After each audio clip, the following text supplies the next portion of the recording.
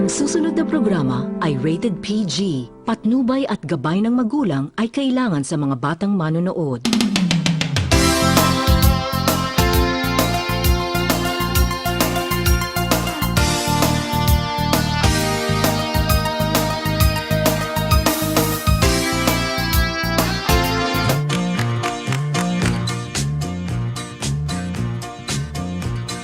Yan, magandang morning Mindanaoans. Happy Wednesday sa lahat ng mga kabrigada natin na katutok ngayon sa Morning Hataw. Petsa 27 na po sa buwan ng Abril taon 2006. Mga kabrigada, tanong ko lang ha, meron na ba kayong napupuso ang kandidato? Dahil 12 days to go na lamang, eleksyon na. The Monday 2016 election coverage na ng Brigada News FM at ng Brigada News TV. At kung kayo mga kabrigada ay wala pang napipisil, mas magandang piliin natin ang kandidatong walang bahid ng korupsyon, makatao at makadiyos. Tips po yan mga kabrigada ha, para hindi kayo mahirapan. At syempre, sa tumoy, huwag po natin ipagbili ang ating boto dahil kakapiranggot lamang na pera, lugi ho tayo kasi iisipin lang natin yung ngayon lamang pero kinabukasan natin, yun po yung mahalaga. Muli po mga kabrigada, isang masiglang umaga, ako si Brigada June Mendoza. Og sa tumoy! Good morning everyone. Good morning, Patikins. Si Patikins sa tumoy.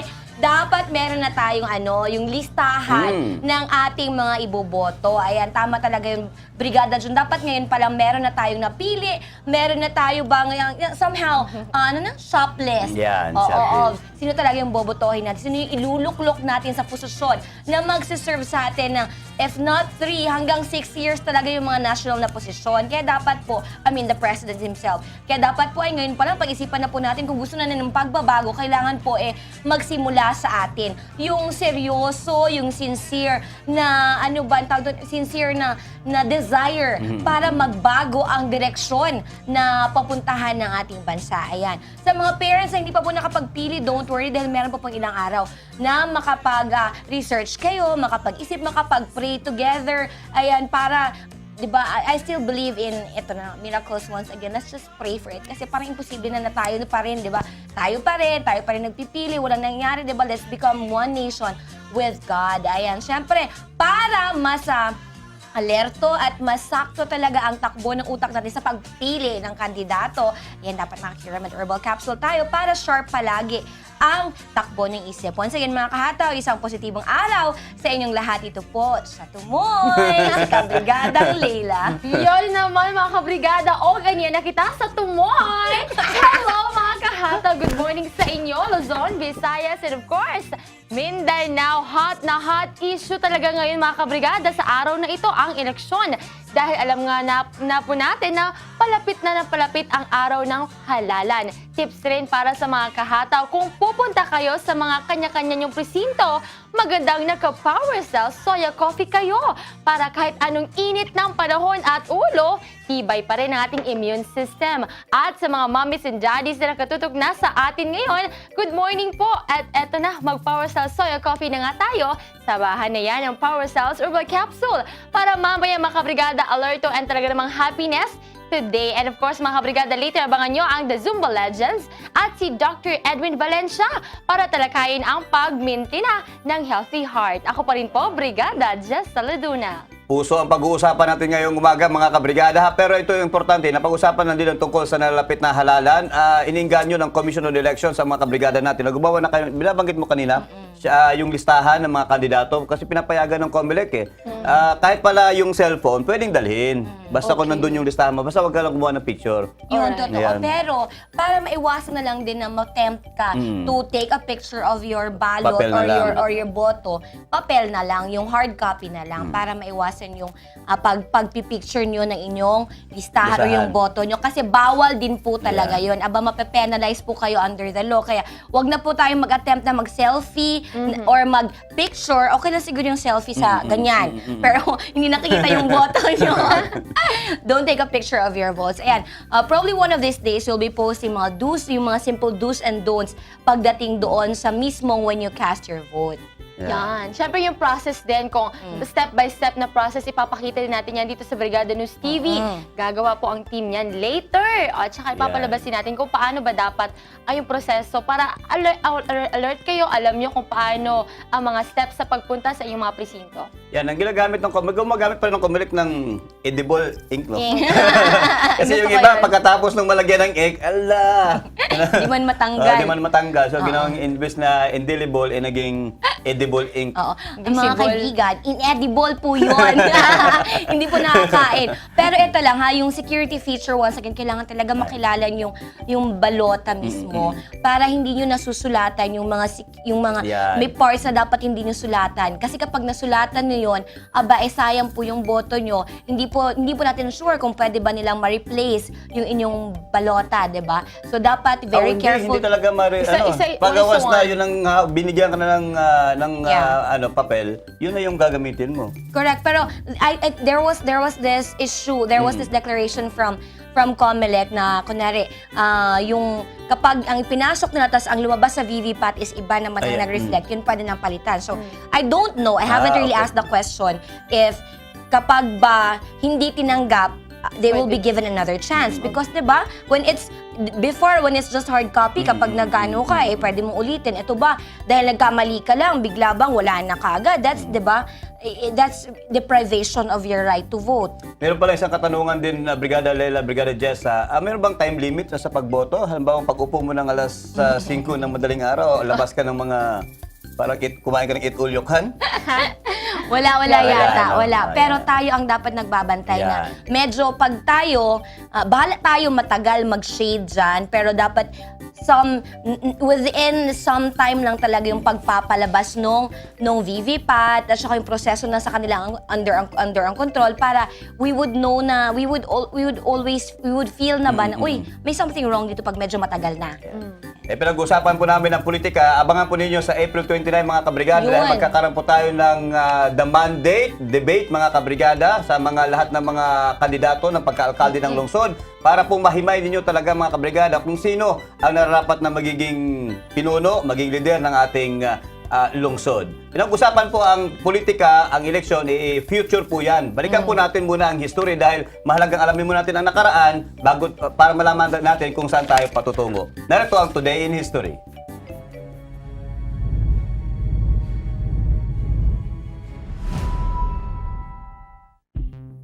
Nang Abril 27, taon 1887, si Toribio Teodoro, isang kahangahangang Pilipinong negosyante na kumikita lamang ng sapat nang sa umpisa ay naging milyonaryo, ay ipinanganak sa Baryo Matang, Tubig, Caloocan. Mahirap lamang ang kanyang mga magulang na galing sa Tondo, si Julian Teodoro at Apolinario del Mundo. Naging manggagawa siya ng El Oriente, isang kumpanya ng sigarilyo, at kumikita ng 8 sentimo tuwing linggo. Punong-puno ng ambisyon, masipag at determinado na maiangat at mapaganda ang buhay. Iniwan niya ang kanyang trabaho para magsimula ng negosyo, kasama ang kanyang kaibigan na si Juan Catindig.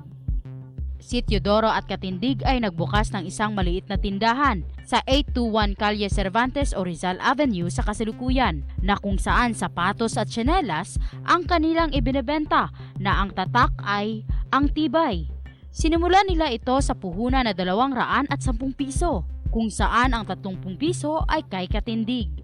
Naghiwalay sila sa negosyo ng taon 1921 nang mapagdesisyonan ni Catindig na sumubok ng bagong negosyo. Sa kanyang hati sa kita, nagtayo si Teodoro ng sariling pagawaan ng tsinelas, ang Tibay Footwear Factory, ng taon 1922. Sa ilalim ng kanyang mabisang pamamahala, sa loob lamang ng 10 taon, ang kanyang bahay kalakal ay naging isa sa pinakamalaking negosyo sa Pilipinas. Hindi nakapagtapos ng elementarya si Teodoro, ngunit marunong itong makipag-usap at magsulat gamit ang wikang Espanyol at Ingles. Magaling din siyang magsulat gamit ang Pilipinong wika. Nang taon 1958, binigyan siya ng National Teachers College ng Doctors of Business Management degree bilang pagkilala sa kanyang kahangahangang naabot sa mundo ng kalakalan. Sa edad na 16, ikinasal si Teodoro sa kanyang unang asawa na si Florentina Alcantara. Nabiyuda ito at nag-asawa ulit, at ang kanyang ikalawang asawa ay si Marta de Jesus na kung saan binigyan siya ng 6 na anak. Namatay siya ng ika-30 araw ng Agosto taon 1965 sa Frankfurt, Germany.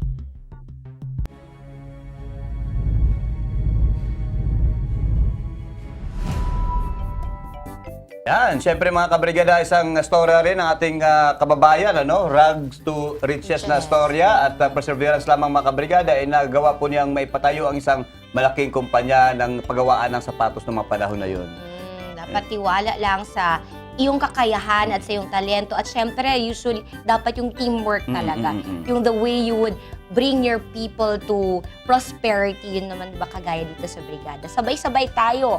Ayan, sa pagdating ng eleksyon, sabay-sabay din tayo. Angat pa. Ayan mga kabrigada, usaping sabay-sabay. Sabay-sabay nating pakinggan ng mga balita sa ating Hataw Balita.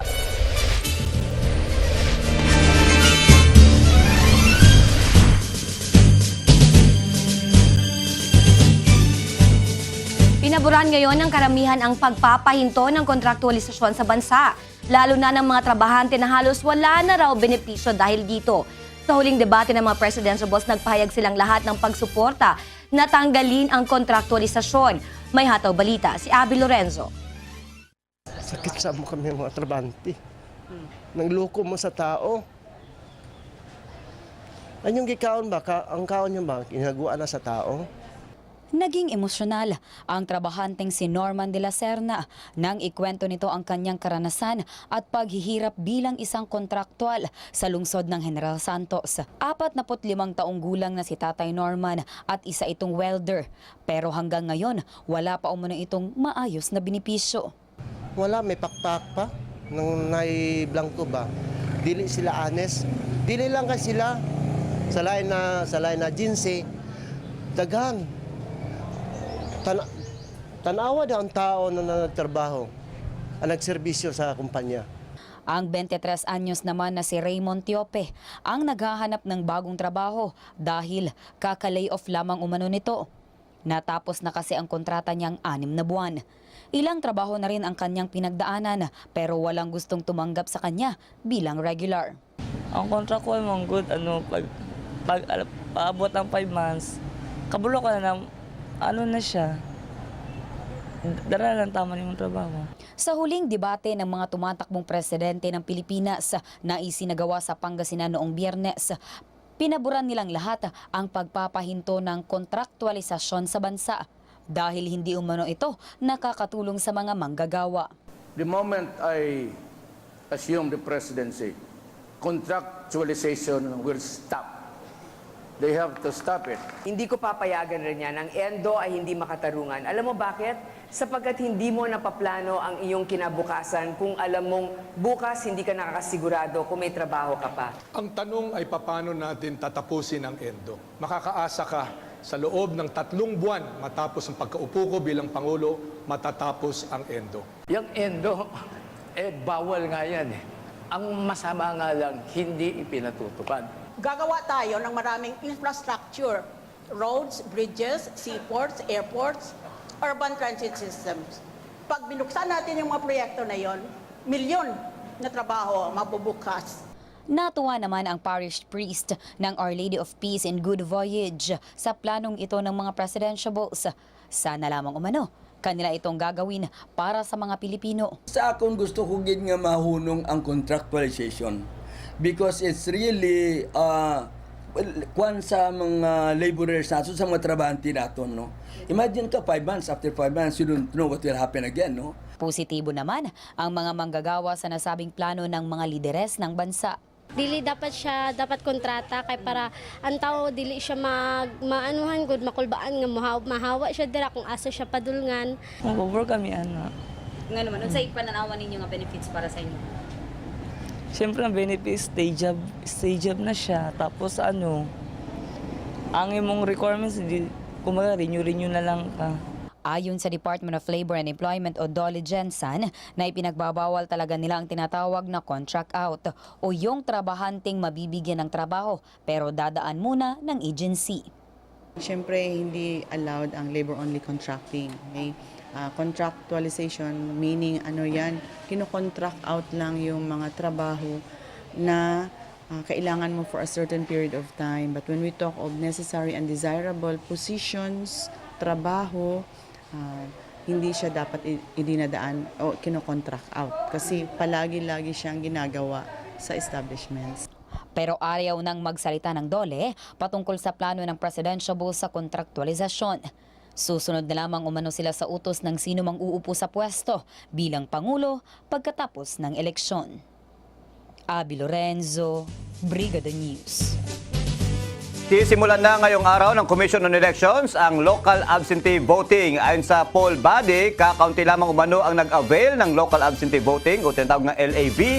Ito ay para lamang sa mga media sa lungsod. Kaya naman masasabing handang-handa na sila. Pati na umano ang General Santos City Police Office ay boboto na rin dahil sila ang magbabantay sa araw ng halalan. Hinihintay na lamang nilang schedule at ang venue kung saan boboto ang mga membro ng kapulisan. Mismo ngayong araw ang pagsisimula ng absentee voting at magkatagal ito hanggang Abril 20. Well, insofar as ang Comelec Jensen ang concerned, Abby, we're 100% ready na. No? Kay anyway, ang atuang i-cater diri sa opisina, mga media practitioners raman. And dili man pud sila nga anak kadaghan. So, very manageable. As to the PNP, we've been informed, no? Pero informal nga mag-conduct pud sila og absentee voting nila. Although sa regional office sila nag-coordinate tungod kay dili naman sa clause sa akong opisina nga kami ang mag-conduct og botohan para sa PNP or AFP, no? We will be going there just to observe lang or supervise, no? Just to see to it na ma-maintain nato ang sanctity sa botohan. Mura nga mong papel. Nagsimula na ang voters education ng Comelec Jensen sa buong lungsod. Pero kasabay ng pagsisimula nito ang hiling ng simbahan na sana hindi ito for compliance lamang. May hataw balita si Abby Lorenzo. So sino magtudo sa ila? During the day of election na hindi sa kabalo din, ma-reject lang sang voting machine. Niniwala ang simbahang Katoliko na dapat talagang magsagawa ng isang voters education para sa nalalapit na halalan. Kasi naman marami umanong mga botante na hindi alam ang gagawin sa automated election. Sa ngayon, aniya, mga taga-GKK ang gumagawa nito. Palaan mo kung sino nag-atag sa mga lectures, galing lang gihapon sa mga GKKs natin. Which are not so, siling natin, in terms of learning, no? Kuha na ng formal learning, medyo behind sila. Pero ayon sa Commission on Elections na naumpisahan na nila ang kanilang voters education para ito sa buong lungsod ng Jensen. Well, nag-start na ta kahapon, no? Formally, nag-barangay na ta. First nga ito nadtuan, isang barangay Bula. And there, successful lang ito ang pagpatigayon o voters education. Dagdag ng simbahan, hiling nila na sana hindi ito compliance lamang at sana lahat ay maturuan. But ang question ko dira, is that for compliance lang? Sometimes people are doing for compliance lang, but they are not so concerned whether you are really educated or not. So magsinga, barangay tapos na kami dito. Well, so far sa atong trabaho dili lang ni siya ingon nga for compliance lang, no? Kay balo ka naman, Abi, nagasubaybay man ka sa atong trabaho diri nga kumbaga nasa puso ang amuang pag-perform sa amuang trabaho. Paliwanag ni Attorney Richard Opinion na hindi na sana nila saklaw ang pagtuturo sa mga botante, pero kanila itong ginawa para sa mas maayos na eleksyon.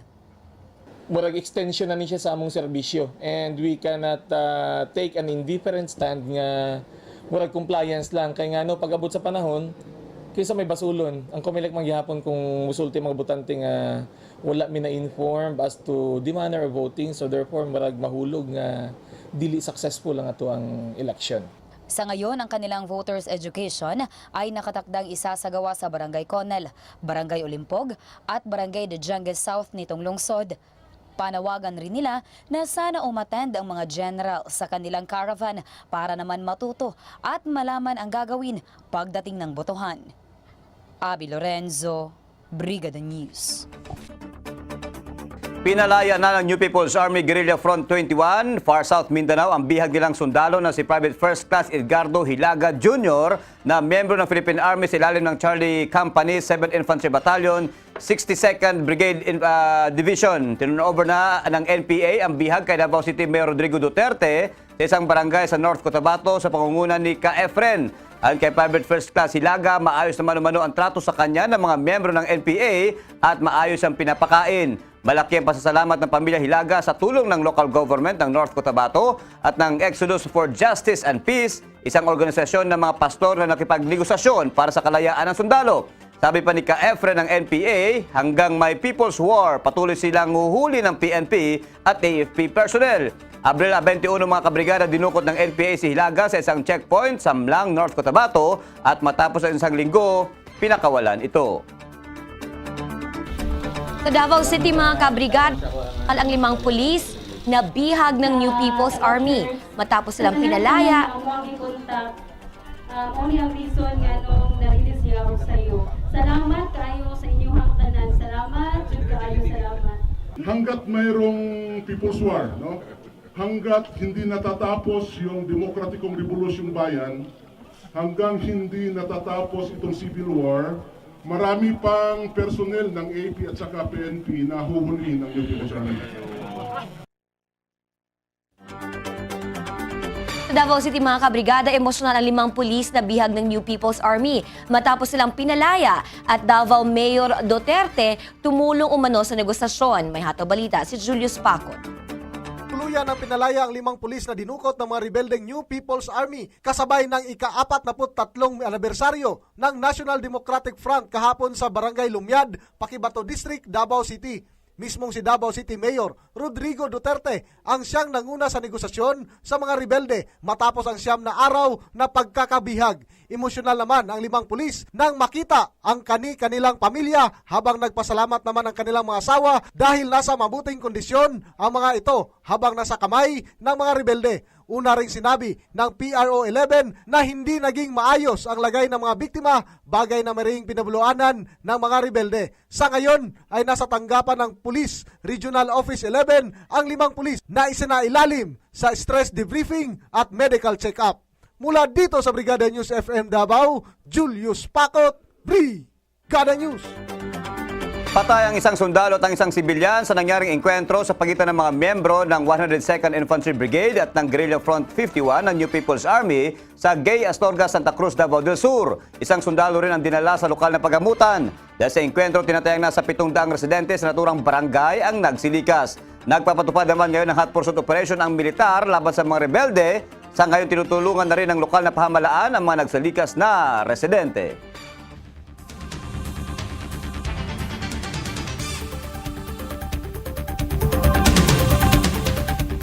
Samantala, mas umangat pa ngayon sa bagong survey ng Pulse Asia sa preference presidential bet si Davao City Mayor Rodrigo Duterte na may 35%. Samantala, nakakuha na lamang ng 23% si Senador Grace Poe. Lamang din si Duterte ng 20% kay Poe, habang tinatawag na statistically tied pa rin sila Interior Secretary Mar Rojas at Vice President Jejo Marbinay sa pangatlong pwesto na mayroong 17% at 16%, habang si Senador Mayor Defensor Santiago ay nakakuha lamang ng 2%. Sa Vice Presidential bet naman, na natiling top contender pa rin si Senador Ferdinand Bongbong Marcos sa preference poll ng Pulse Asia. Ito sa kabila ng pag-angat ng rating sa survey ni Administration Candidate Camarines Sur Congresswoman Leni Robredo. Base rin sa survey result ng Pulse Asia na ginawa noong Abril 16 hanggang 20, nakakuha si Marcos ng 29% at 24% kay Robredo. Makikita silang statistically tied si Robredo kay Senador Francis Escudero, nakakuha ng 18%. Bumagsak naman sa pang-4 na pwesto si Senador Alan Peter Cayetano na may 16%, habang nasa pang-5 at pang-6 sina Senador Gregorio Onasan at Senador Antonio Trillanes. Tinupla ni Liberal Party Standard Bearer Mar Rojas ang pahayag ni Davao City Mayor Rodrigo Duterte na peke ang kanyang listahan sa mga PhilHealth beneficiaries sa Davao City. Ayon kay Rojas, barumbado ang naging pahayag ni Duterte. Naniniwala umano siyang wala nang masagot si Duterte sa kanyang hamon na umatras ito sa presidential race matapos mapatunayang maraming taga Davao City ang nakinabang sa PhilHealth program ng gobyerno. Matatandaang matapos ang kanilang hamunan sa Pilipinas presidential debates ay ipinadala ni Rojas ang naturang listahan sa alkalde.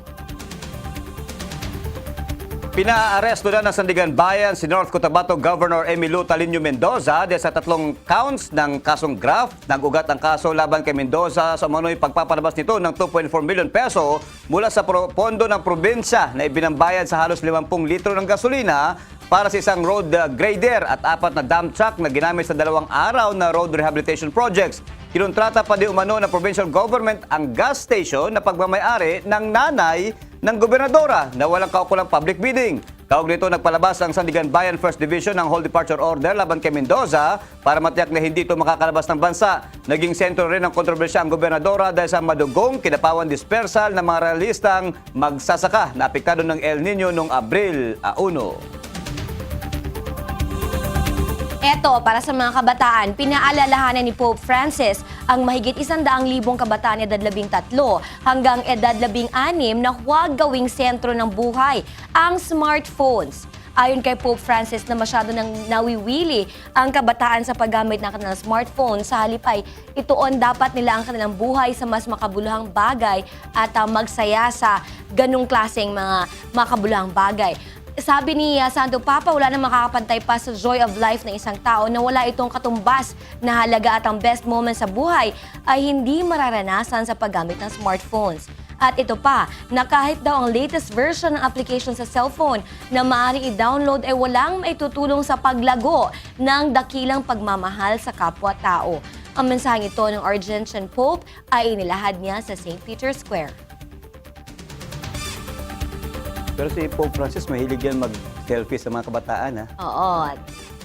Nasunog mga kabrigada ang ilan sa mga rare specimen ng hayop sa isang museo sa Delhi, India. Ang apoy ay nagsimula sa ika-6 na palapag ng National Museum of Natural History. Mabilis umunong kumalat ang sunog patungo sa ika-7 at ilang palapag ng gusali. Halos 30 fire trucks ang tumugon sa sunog sa naturang museo na nagtulong-tulong para maapula ang apoy. 6 na mga opisyal ng bumbero na rumisponde sa sunog ang sugatan at isinugod sa ospital matapos silang makalanghap ng labis na makapal na usok. Wala pa manong malinaw ang mga otoridad kung anong pinagmula ng naturang sunog sa loob ng museo. Patuloy pang inaalam ngayon ng mga otoridad ng India sa ngayon ang kabuang halaga ng pinsala sa mga old collections ng museum. Makikita sa museum mga kabrigada ang mga hindi pangkaraniwang exhibit tulad na lamang ng herpetological specimen ng dinosaurs, mga gallery ng origin of the evolution of life, conservation of nature, food chain at flora at fauna. Nasa libo-libong pirma na ang petisyon na magbabawal sa pagsakay sa mga elepante. Ang petisyon ay nilunsad matapos mamatay ang isang elepante dahil sa atake sa puso habang lula ng mga turista sa Angkor Wat Temple sa Cambodia. Kinumpirma ng isang veterinary na namatay ang elepanteng si Sambo na inatake sa puso at dala na rin ng mainit na temperatura na pumalo sa 40 degrees Celsius. Ayon sa manager ng zoo, ay namatay si Sambo pagkatapos ng 2 trip na kanyang ginawa mula sa Bayon Temple patungong Bakeng. Kasalukuyang nagpapatuloy ang isinasagawang investigasyon habang tinutulak ng mga campaigners ang pagkakaroon ng mas mabuting buhay para sa bawat elepante.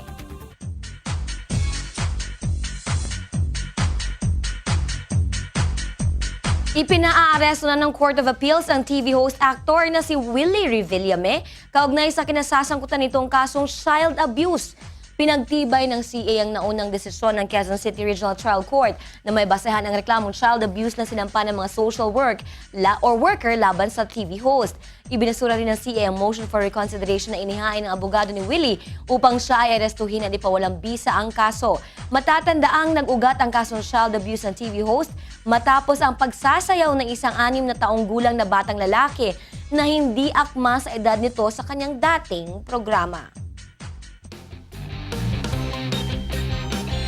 Panalo ang rain or shine Elasto Painter sa Game 2 ng Best of 5 PBA Semi-Final Series laban sa San Miguel Beermen sa score na 98-96. Tinanghal na best player of the game si Pierre Henderson na nakapas 15 points at 16 rebounds. Hawak na ng Elasto Painters ang 2-0 lead ng laro. Sa Huwebes naman maghaharap ang 2 kupunan para sa third game. Samantala sa larangan naman ng volleyball, muling itatanghal bilang most valuable player para sa UEAP Women's Volleyball Tournament si Ateneo Lady Eagle star Alisa Valdez.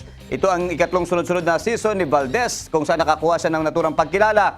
Bukod dito, tatanggapin din ni Valdez ang parangal bilang Best Scorer at Best Server. Habang igawad naman ang Rookie of the Year kay Isa Molde ng University of the Philippines at tatanggap naman ang Best Setter Award si Kim Fajardo ng Lasal Lady Spikers. Best Blocker naman kay Mary Joy Baron, Best Digger at Best Receiver naman para kay Don Macandili ng Lasal. Nakuha ni Jaja Santiago ng National University ang Best Spiker Award. Isasagawa ang awarding mamaya bago ang pagsisimula ng Game 2 ng UAAP Women's Volleyball Final sa pagitan ng Ateneo at Lasal.